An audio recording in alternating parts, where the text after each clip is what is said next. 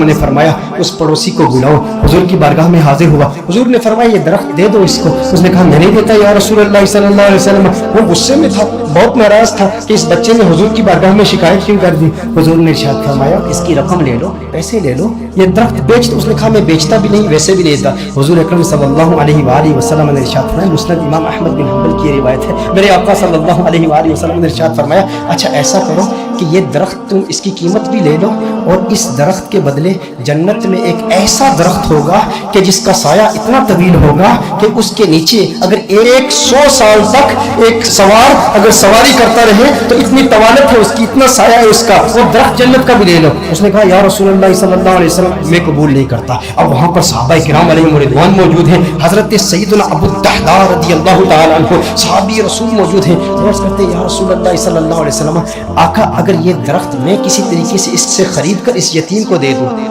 तो क्या ये ऑप्शन मेरे लिए भी ओपन है कि जन्नत में मुझे भी वो दरख्त मिल जाएगा? अगर ये दरख्त उसके पड़ोसी से मैं खरीद कर इस यतीम को दे दूं, मैं कहता हूँ यतीम से मेरे आका सल्लल्लाहु अलैहि वसल्लम को किस कदर प्यार है।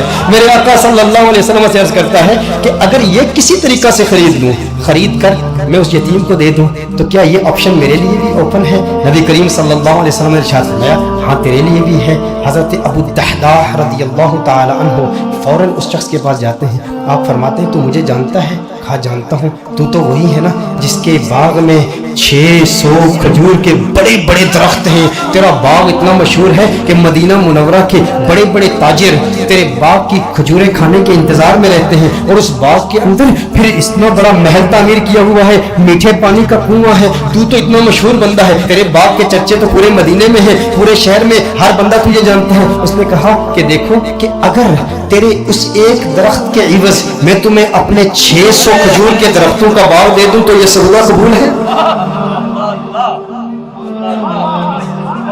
ये सौदा कबूल है? वो हैरान हो गया, ये कैसे हो सकता है? एक दरख्त और उधर इतना बड़ा बाग। अबू दहदा क्या बात कर रहे हो, क्या वाकई ये सौदा करना चाहते हो? अबू दहदा रदियल्लाहु ताला अन्हु ने फरमाया बिल्कुल, वो मेरा पूरा बाग तेरा 600 खजूर के दरख्त है, उसमें एक बड़ा ही खूबसूरत महल है और उसके गिर्द एक बड़ी नुमाया दीवार है जो मदीना मुनव्वरा में दूर दूर से नजर आती है।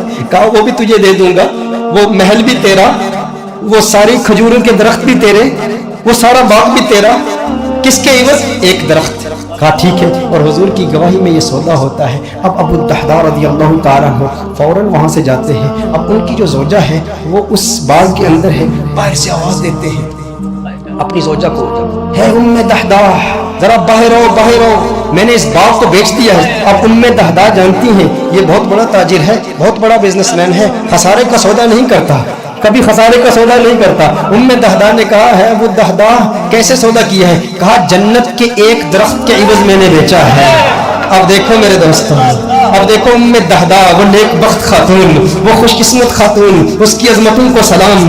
आज आप सोचे कि अगर आपकी बीवी होती और आप अपने घर जाते और अपनी बीवी से कहते अरे सुनती हो बाहर आ जाओ, बाहर आ जाओ, घर से बाहर निकलो, ये घर अल्लाह की राह में दे दिया है। वो कहती अरे अभी तो ये नया टीवी रखा है, अभी कुछ जेवरात रखे, जेवरात तो निकालने दो। अरे नादान इंसान तूने क्या किया, घर ही अल्लाह की राह में दे दिया। अबू दहदा रदियल्लाहु ताला अन्हु ने बाहर से आवाज दी, कहा एक जन्नत के दरख्त के इवज। उम्मे दहदा ने ये बात सुनी, कहा तूने बड़े मुनाफे का सौदा किया है, बहुत मुनाफे का सौदा किया है। उम्मे दहदा फौरन अपने बच्चों को पकड़ के उस घर से बाहर निकलती है, बाग से बाहर निकलती है। अब नन्हे बच्चों के हाथ में कुछ खजूरें भी हैं, खजूरें उनके हाथ से निकाल के कहती है अब ये खजूरें हमारी नहीं है, मैं नहीं चाहती कि कोई एक खजूर अल्लाह के राह में दिए गए माल से मैं अपने जेब में रख लूं, तू ले ले, कहीं इसकी वजह से जन्नत के दरख्त में हमें खसारा ना हो, कहीं जन्नत के दरख्त से महरूम ना हो जाए। सारी खजूरें लेकर बाग के अंदर रख जाती है। कहा कि उसका एक नन्हा बेटा था, उसके मुंह में एक खजूर थी, मुंह से खजूर निकालकर फौरन बाग में रख दी। कहा अब इस पर हमारा कोई हक नहीं है, ये अल्लाह का माल है, अब हमने अल्लाह की राह में दे दिया है।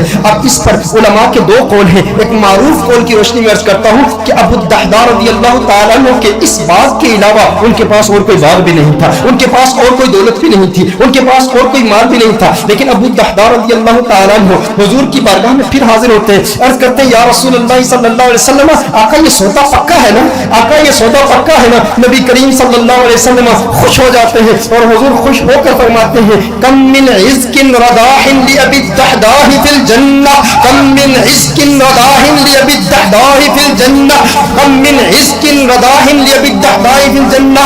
راوی کہتا ہے حضور بار بار پڑھ لے، مسلسل پڑھ لے، مسلسل یہ جملے کہہ رہے ہیں ابو الدحداح تیرے لیے جنت میں کتنے درختوں کی، کتنی ٹہنیوں پہ کتنی کھجوریں، مالا مال ہے تو. بار بار حضور ارشاد فرما رہے بار بار یہی جملے. اور دو روایات اس میں، دو مختلف روایات میں مختلف الفاظ ہے. کم من عزق رضاح لأبي الدحداح في الجنة. حضور اکرم صلی اللہ علیہ وسلم نے ایک دوسری روایت میں فرمایا ایک درخت کے عوض ایک درخت کا سودا کیا تھا، اب تو تو نے 600 درخت دے دیے تو جنت میں 600 درخت تو کم از کم تجھے ملیں گے نا. میں محمد عربی صلی اللہ علیہ وسلم جنت میں دیکھ رہا ہوں کہ کھجوروں کے کتنے درخت اللہ جل وعلا نے تجھے دے دیے ہیں. میرے دوستوں اتنی قربانی دی، ایک یتیم کی خاطر دی، لیکن ان لوگوں کی قربانی کا انداز بھی دیکھیں، ان کی قربانی کا انداز بھی نرالا ہے. آج کوئی قربانی دے نا اور اسے جنت کی ضمانت مل جائے، یا کوئی کہے، کوئی شیخ ہی کہہ دے، کوئی اسکالر ہی کہہ دے، کوئی آرگنائزیشن کا ممبر ہی کہہ دے، کوئی تحریک والا ہی کہہ دے اتنا کام کرے نا تو پھر تیرا کام قبول ہو جائے گا. وہ کہتے ہیں میں نے تحریک کے لیے، میں نے دین کے لیے، میں نے اس مسجد کی تعمیر کے لیے، میں نے کنز الہدیٰ کے لیے، میں نے دینی آرگنائزیشن کے لیے، اپنی تحریک کے لیے اتنا بڑا کام کیا، اب یہ کام کافی ہے. لیکن صحابہ کرام علیہم رضوان کا یہ مزاج نہیں تھا.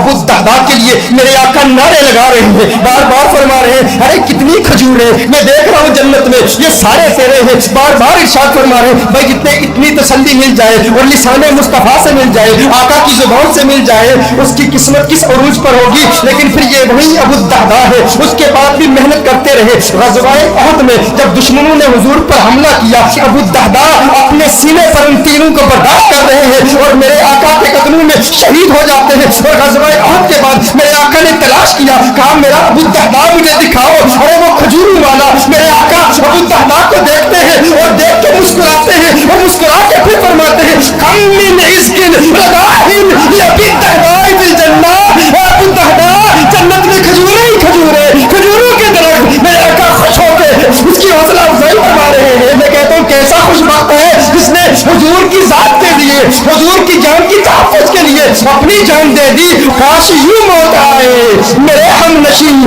کاش یوں موت آئے میرے ہم نشین، نزاکا اور ہو جائے منظر حسین، وہ ادھر اپنی زلفیں سنوارا کرے اور ادھر دم ہمارا نکلتا رہے.